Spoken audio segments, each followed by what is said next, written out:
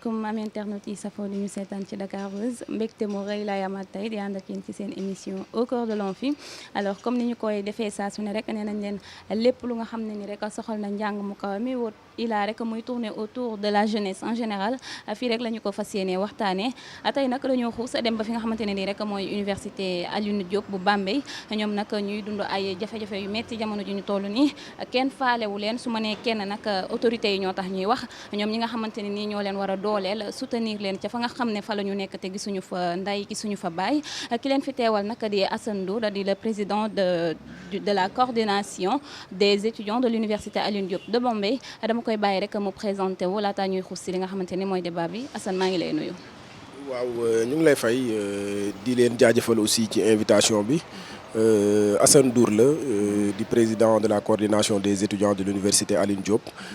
bi nekk ci Bambey donc di am mbégte tamit ak contentement ci dalal bi ñu dalal. D'accord ñu ngi lay jaajëfal bu baax di la masawu si déplacement bi alors tey Assane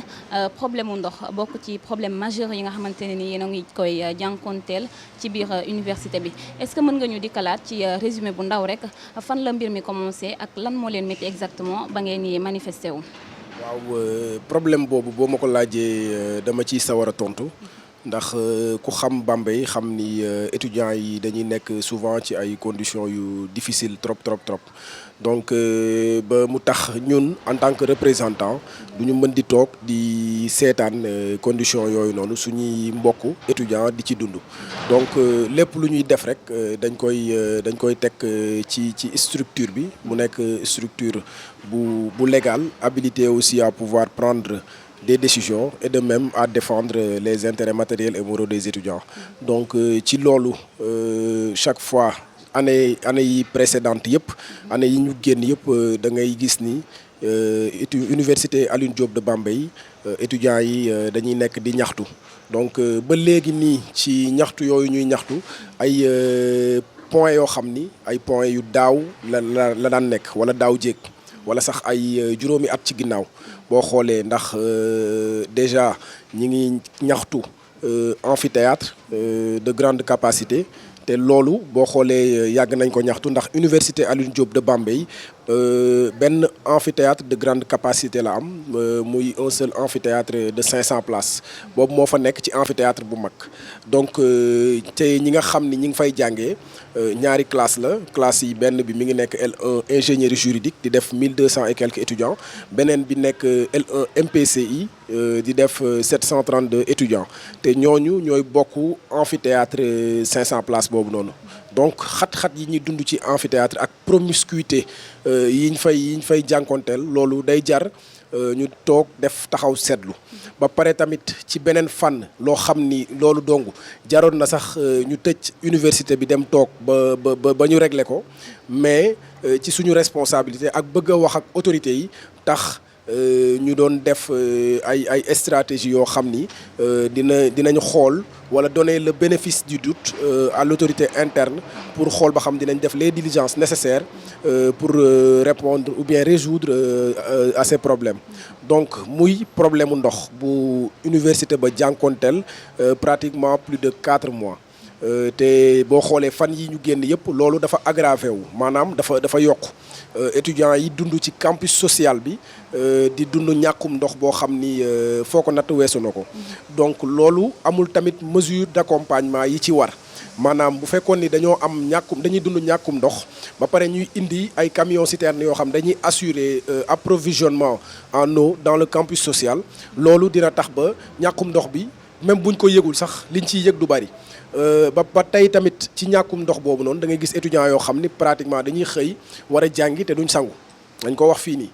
da ngay gis tamit étudiants yoo xam ni dañuy bëgg a naan te da ngay obligé génn ci biti. ñàkkum ndox mi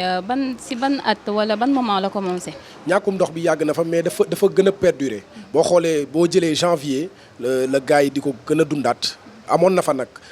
mais dañ ko daan résoudre amoon na ay solutions yu ñu fa indi woon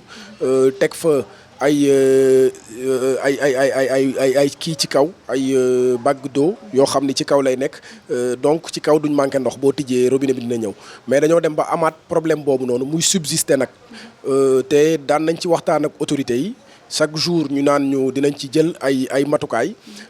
daanaka sax benn engagement bu directeur du CROUS jël mooy direction du CROUS mooy tabax fa ñaari mini forage nga xam ne buñ ko fa tabaxee ñàkkum ndox bi dootuñ ko dundati ci campus boobu te mini forage yi bu doon jël délai 15 jours lay jël wala bu ëppee 15 jours tamit ay 20 jours 25 jours maximum 1 mois donc loolu noonu buñ ci taxawoon pratiquement dinañ ko mën a defar léegi kilifa googu muy le directeur du CROUS nee na ñu nag jël na engagement pour mini forage yi nee na dinañ tabax ay mini forage fii ak octobre kon ñàkkum ndox bi yaakaar na nañ dina dañ ci campus boobu noonu fii ak octobre. D'accord ba tey tamit nga baal ma tuuti ci autorité yooyu nga wax léegi ci laay ñëw parce que seetlu nañu ne problème bu amee si biir université rek recteurs yi du ñu jëfee ni ñu waxee ak ñi nga xamante ne nii ñooy étudiants yi seen recteur ban taxawaay la am ci biir mbir nga dikkaalatal ñu tuuti rek laataa ngay ñëw si recteur bi. plateforme bi nga xamante ni de revendication bi nga xamante ni taxawaloon ngeen ko ak lépp li nga xam ne rek jur na ko. waaw effectivement plateforme boobu ñun bañ ñëwee fekk nañ amphi bi am na ñu ko doon réclamer pour démarrage bañ grève woon ci 1 mois ñun bañ ñëwee fekk nañ mu démarrer mais ba ñuy ñëw ba grève bi jeexee dañoo fekk amphi bi ñu arrêté ko donc ak problème ndox boobu maanaam la étudiants yi ñu ngi ko doon jànkonteel ci amphi bi ci campus social bi du moins ak tamit étudiants yi nga xam ni ay nouveaux bacheliers lañ inscrire nañ depuis février jotuñu seen carte étudiant te carte étudiant ku ne xam nga ni say service ci wàllum lekk gi mooy restaurant ak tamit le service médical pour fajoo yeneen ak yeneen jëndi garab yooyu da nga koy soxla. étudiants yu bëri di ñaawlu sax même ici au niveau de Dakar étudiant université Cheikh Anta Diop bi la fois dernière rek il y a pas 2 jours ñu ngi koy ñaawlu di ko aussi manifester ci kanam ñi nga xamante ne ñooy autorités yi. effectivement ba tey tamit ci loolu boo xoolee tamit campus pédagogique bi mooy maanaam fi ñuy jàngee foofu benn restaurant bu 180 places moo fa nekk ñu waxoon ni dinañ fa tabax ministre bi waxoon ni dina fa tabax beneen restaurant bu 1000 places de tamit directeur du CROUS jël na engagement ni dafay tabax benn hangar comme solution alternative ndax hangar bu ñu koy tabax daanaka du yàgg te nee nañu tamit d'ici octobre hangar boobu dinañ ko fa fekk bañ dugalee plateforme revendicative bi donc plateforme revendicative bi ci point yii nii la mooy maanaam ñu accélérer ak achever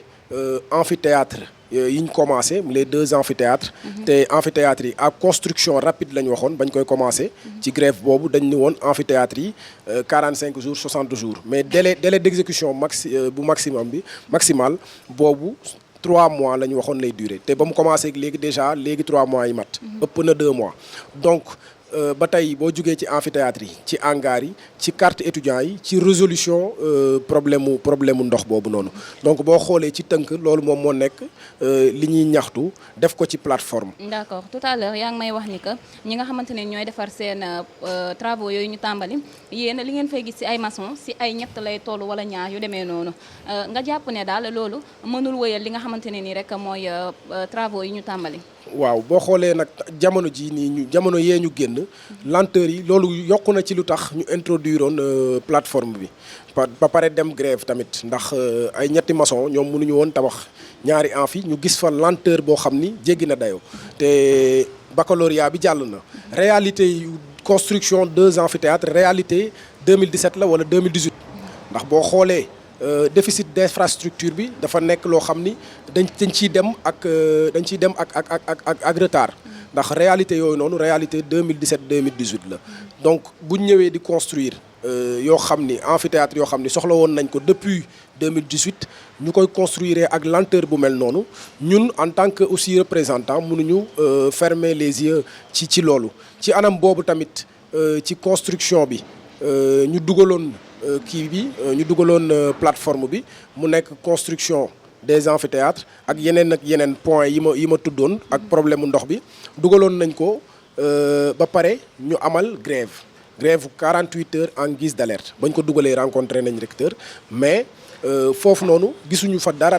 yoo xam ne ñu ngi koy jéem pour faj suñuy problème donc en guise d'alerte avant tabaski bi ñu décrété woon 48 heures de grève léegi ci 48 heures yooyu noonu fa la mbir mi commencé kenn faalewuñu kenn waxaatuñu dara ci lu jëm ci point yooyu noonu te damay constater ni en tant que tamit comme li nga doon wax sànq ku ñu indi pour ngay résoudre problème mu étudiants yi pour nga améliorer les conditions d'études da nga war aussi tamit ñi nga xam ni ñoo taxawal étudiants yi nga leen di caytu di xool seeni doléance wala boo ci mënul sax nga def ay diligences nécessaires pour nga résoudre problème. bu weesoo recteur bi ak bépp autorité administrative bu nga xamante ne mu ngi ci biir université Alioune Diop bu Bambey ndax lan moo ci taxawaayu ki nga xamante ne nii mooy ministre de l'enseignement supérieur. waaw ci foofu noonu maa ngi fay ñëw ndax damay dem maa ngi doon wax ni décrété woon nañ 48 heures de grève après amal nañ yeneen grève muy 72 heures 96 heures boo boolee loolu lépp mu nekk 216 heures de grève. te kenn faalewu la xam nga loolu tamit metti na ci xol metti na aussi tamit ci représentant ndax nga teg sa plateforme kenn indiwu ci benn réponse lu ci gën a ndaw sax muy carte étudiant duñ la ci sax jox lu la leer wala ñu ni ñoom ñi ngi koy jéem a résoudre normalement étudiant bu inscrire tey dafa war a jot carte am wala au plus tard le lendemain mais ñu dem di xool ni ñoom daal defuñu ci effort bi ci war pour résoudre suñuy problème léegi après ci lañ décrété waat beneen 72 heures après ces 216 heures ñu décrété 72 heures yoo xam ni génn nañ ñaxtu ci bi la ñaxtu sax boobu recteur mi ngi woon ci université bi mais dañ ko bàyyi mu jàll ndax ñun li ñuy def imposé wuñ kenn violence imposé wuñ kenn li nga xam ni mooy ay du yar ak du teggin mooy maanaam reewande imposé wuñ ko kenn ñun li ñuy def ak li ñu ñor mooy ñu faj suñuy problème ba ñu mën a nekk ci condition yoo xam ni ay conditions yu minimales la pour nga mën jàng liñ fa yóbbu carrément loolu la mooy jàng bi te boo xoolee ba ñu grève yooyu yëpp taxul ñu faale ñu damit ñu ni du ñu reculer dañuy engagé wu dans cette lutte même si c'est difficile ñu continuer suñu mouvement d'humeur ñu décréter grève illimitée après nag le lendemain ci lañ gis communiqué boobu muy communiqué rectorat ou bien de l'assemblée universitaire restreinte parce que dans une assemblée universitaire normale il devrait y avoir 3 représentants d'étudiants il devrait y avoir aussi 2 représentants d'anciens étudiants c'est-à-dire des alumni donc foofu noonu tamit assemblée universitaire boobu sax en lieu et place bañ koy def waroon nañ def assemblée universitaire normale convoquer étudiants yi toog waxtaan ak ñoom jéem a trouver ay solutions mais pas di jël ay décisions yooyu noonu nga xam ni dañ ci def ay motifs yoo xam ni ñun motifs yi du lu valable daal gisuñu ni motifs yi valable na te dinañ ci ñëw après. d'accord di fàttali rek mbokk yi ñuy seetaan yéen a ngi seen biir émission au cœur de l'Amphi comme ni ñu leen di ko waxee saa su ne rek duñ ci tàyyi lépp lu nga xam ne nii rek soxal na njàng mu kaw mi daañu ko waxtaanee fii tey ay étudiants Bambey ñooy manifesté wu mu yàgg lool ci li nga xamante ne mooy seen biir université ñu bàyyi seen kër yi ñenn ñu jógee fu sori lool dem fekk ji ñi nga xamante ne ñooy seen ay morom ngir jàng booloo nekk benn pour ëllëg ñu mën a liggéeyal seen réew pour ëllëg ñu mën a taxawal seen réew fépp ci àdduna mais li si des nag dañ leen koy bàyyee yéen ñi nga xamante ne ni yéen a ñuy seetaan ngeen andil ñu ay laaj ak i tontu ci ana nan la étudiants yi mën a dundee ci les conditions laata moom mu nga xamante ne ni moom leen fi teewal muy continuer ci taxawaayu ki nga xamante ne ni mooy ministre de l'enseignement supérieur ak lépp lu nga xamante ne ni rek doxal na ko jëmale ci étudiants yu ni mel voilà alors Assane dañ lay bàyyi rek nga continuer seen problème bi ba jamono ji fi nga xamante ne ni foofu la toll. waaw ci problème boobu noonu mooy maanaam dissolution coordination bi mooy la nga xam ni ñun accepté wuñ ko te étudiants yi nekk ci université bi au-delà même étudiants yi nekk ci Sénégal ñi ngi gis seeni réaction ñi ngi gis seeni taxawaay ba ci biir université bi tamit d'ailleurs même sax bu fekkee ni ci lañ bokk di leen saluer mooy engagement bi nga xam ni CAR UADB jël na ko c'est-à-dire la coordination des amicales de ressortissants en collaboration aussi avec toutes les amicales de ressortissants qui sévissent dans l'université Alioune Diop ñoom ñi nga xam ni suba sax ñun man convoqué nañ ma en conseil de discipline mais j'assume et j'en prends aussi l'entière responsabilité parce que je suis le président de la coordination et tamit lépp looy def da nga koy def ngir sa fulla da nga koy def ngir sa jom te doo ci reculer aussi tamit ngir ñi la fal. boobaak léegi taxawaloo leen benn acte d'indiscipline bu leen di tuumaal wala mu mën leen jëmee ci feneen fu bokkut ak fi ngeen bëgg a dem ci jours yi ñuy ñëw. waaw acte d'indiscipline ñun gisuñu acte d'indiscipline bu ñu posé donc motif yooyu noonu ñu sukkandiku pour dissoudre coordination bi loolu donc buñ ci bëggee basé wu kon xanaa les associations estudiantines yëpp yi nekk ci Sénégal la ñuy dissoudre ndax boo xoolee coordination moom am na le droit dem grève am na habilitation décréter des cessations d'activités pédagogiques boo xoolee tamit coordination li muy ñaxtu à chaque fois c'est dans le sens de l'amélioration des conditions de vie et d'études des étudiants donc lépp lu ñuy def au besoin sax autorités yi tamit loolu daf leen ci amal njariñ ndax étudiant bu kaas ou bien représentant yu kaas bañ tabax amphi yi arrangé na étudiants yi mais arrangé na aussi autorité interne fàtte woon naa sax sànq ci point yi mooy salle de classe salle de TD te boo xoolee salle de TD am na déficit depuis ñun ba ñuy ñëw ci université bi dañ daan wër parfois salle bu ñuy defee TD donc programme mooy déficit d'infrastructure te programmation bi day difficile lool ci autorités yi nekk scolarité donc même bu ñu tabaxee ay salle de classe ay salle de TD ndax salle de TD tamit bokk na ci plateforme bi bu ñu ko tabaxee par exemple day arranger étudiants yi mais aussi day permettre à une facilitation de la programmation des autorités de la scolarité ndax ñoom ñooy programmer cours mais ñoom tamit ci dilemme lañ nekk pour mën a programmer seeni TD ba tax na sax d'ailleurs comme solution alternative étudiants yi dañ leen a yóbbu lycée depuis l'année dernière ñu fay defee benn lycée bu nekk à 3 kilomètres ñu fay vivre ay conditions yu difficile trop ñu fay defee ay TD donc nga xam ni même yi ñuy kaas di ko ñaxtu loolu c'est dans notre rôle c'est dans notre devoir et aussi dañ koy assumer ak fu ñu mënti dem aussi fu ñu mënti yóbbu dañuy assumer li ñuy def dañuy jël suñuy responsabilité donc loolu laa amoon ci lu may wax ba ci xanaa di woo ministre bi pour mu gën a imprégné wu ci situation bi nga xam ni étudiants yi ñu ngi koy dund ak conditions yi difficiles ci université Alioune Diop et partout d'ailleurs dans les autres universités mais ak tamit dissolution bi ñu dissoudre coordination des étudiants de l'université Alioune Diop de Bambey ñu xoolaat tamit anam boobu noonu jéem a résoudre problème bi ba étudiants yi mën a continuer waat ñu nekkaat dans une situation normale et apaisée. D'accord alors Assane laataa ñu lay bàyyi rek dañuy ñëwaat ak yow ci Covid bi ak lépp lu nga xamante ne ni rek yàq na ko ci seen biir jàng foofu gis nañu ne jamono ji université yu si bëri tëj nañ ko est-ce que Alioune Diop ci la bokk. waaw Alioune Diop ci la bokk ndax boo xoolee sànq maa ngi la naan décrété woon nañ grève illimitée bañ ko décrété tamit le lendemain ci assemblée universitaire boobu jël nañ dogal tamit tëj université bi ci Covid bi tamit xanaa avant ñu koy tëj ndax boo xoolee mesure de prévention yi ñu jëloon yooyu xawoon nañ ci baisser les bras un peu il faut le dire tamit ndax waaw ci parce que moyens yi aussi doyul woon boo xoolee première vague bi ak deuxième vague bi gënoon nañ ko jox gëdd autorités yi aussi daan nañ ñu jox ay masques ay gel et cetera am na sax ci direction CROUS bi ay gel yu ñu joxoon ci troisième vague bi ba am na yuñ ci distribué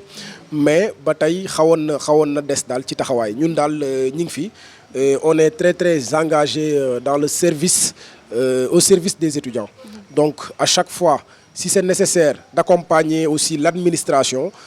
dañ koy def si c'est dans le sens qu'il y ait que les étudiants soient dans de très bonnes conditions donc loolu laa amoon ci lu may wax ci fànn boobu. D'accord oui bu weesoo jéego yi nga xamante ne nii jot ngeen ko def ngir rek autorités yi déglu leen seen ay waajur lan moo ci seen taxawaay. waaw autorité waajur moom toujours inquiétude lay am ci doomam. Surtout bu demee université nga xam ne université parfois situation yu difficile étudiants yi di vivre foofu mais de toute façon parfois sax da nga leen koy nëbb da nga leen di nëbb yenn yi man sama yaay je me rappelle bien avant muy décédé ci cadre syndicalisme bi jàppoon nañ ma fi comme d'habitude syndicaliste parfois mën nañ ko torturer et cetera et cetera. li ngeen di yëngu nag daa bëri lool. waaw effectivement mais on assume. te ba ma ci génnee tamit xaw naa ci jëlee benn feebar boo xam ni perdre naa ci une année te après taxul aussi ma bàyyi mais sama maman aussi mi ngi ma doon wax ni ma bañ a continuer ci syndicalisme bi c'est dur parce qu'il faut choisir entre l'engagement communautaire ak tamit les décisions des parents donc foofu aussi tamit sens de responsabilité dafay taxaw ndax ñoom xëy na duñu comprendre li nekk ci ginnaaw donc toujours di leen wax rek ñuy bañ a inquiété wu aussi tamit ci yenn yi muy surtout mbokk yeeg famille yi en tout cas service moom moo demee noonu te toujours yàlla moom lu mu dogal rek ci sa dund loolu moom mooy am. Il faut être optimiste et croire aussi à la décision divine. ok yow nga toogee fi taxawaayu porteur de voix toogal fi sa ay morom dama lay laaj rek ci lu weesu li nga xamante ni yéen a ngi jànkonteeg moom ci biir université Alioune Diop naka nga jàngatee taxawaayu autorité yi ci mbir bi nga xamante ne ni moo ñeeloon université Cheikh Anta Diop de Dakar ak sa ay naataango ku ci mel ni Pape Abdoulaye Touré ak ñeneen ak ñeneen. waaw di ko naqaru di ko fustiger ndax ku nekk xam na ni sànq rek yaa ngi wax ci parents yi am na tamit yeneen pression il y a la pression familiale il y a la pression aussi des amis et tout de l'encadrement ak ñeneen donc étudiant bu xasee ba dem université demul pour moom donc dafa dem avec toute une population ou bien toute une communauté derrière lui donc